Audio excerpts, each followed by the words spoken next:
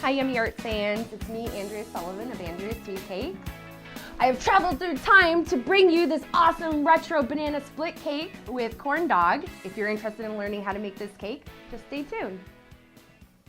Okay guys, are you ready to make our banana split cake? So our first step will be to fill our cake and get it in the fridge ready for carving.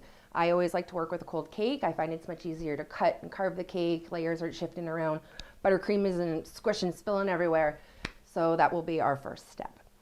For our banana split cake, we're going to require a 9-inch cake.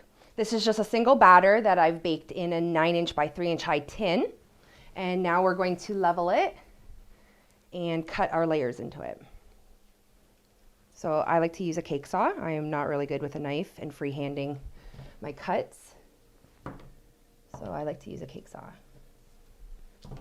Let's see if I take the board out. Actually, no, we'll just use that. That's fine. I don't want to take off too much of my height because I don't want to lose too much. That's probably pretty good right there. I want to angle it so that I don't catch the rubber mat. So just give me a second.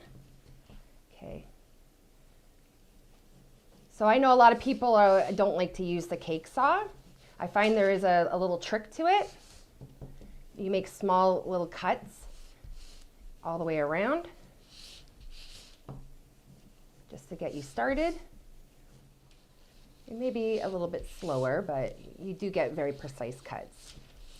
And the key, like I said, is to make these small little cuts and constantly twisting the cake.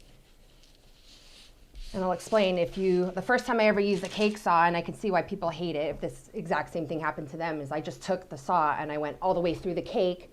And what had happened is the blade began to dip, and then I ended up getting a very unlevel cut. So I practiced with it, and I found if you just take your time and make small cuts all the way around like so, that overall you do get a very level cut. Okay, there we have it. That's our first cut. So we can get rid of that. Don't really need it. And now we're going to cut 2 more layers. It's a little thin, but I'll go with it. There we go. And our final cut. Okay. Woo, we did it. Okay, so I actually need another cake board. So we're going to take our cake and we're going to flip it.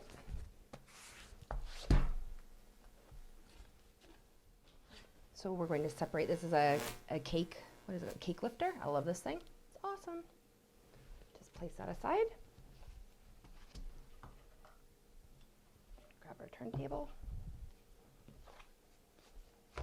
Don't glue your cake to this board because we're going to be carving it, so we're going to be removing the board at a later time.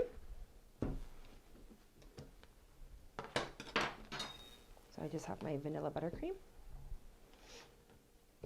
Now I baked this cake in a 9-inch pan, but judging by my template that we have for the bowl, you probably could have baked this in an 8-inch tin and gotten a little more height. So if you want a higher bowl, you could bake this cake in an 8-inch tin.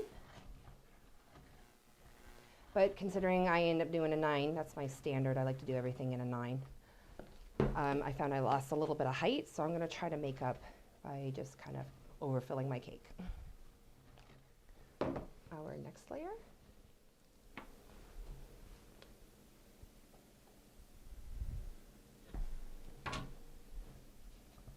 Just make sure that you've assembled your layers evenly. But again, we're going to be carving, so it really doesn't matter.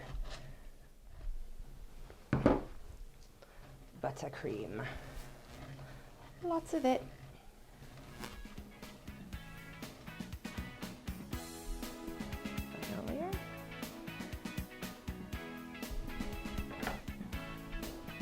Going to run my palette knife around the side, just filling in those gaps.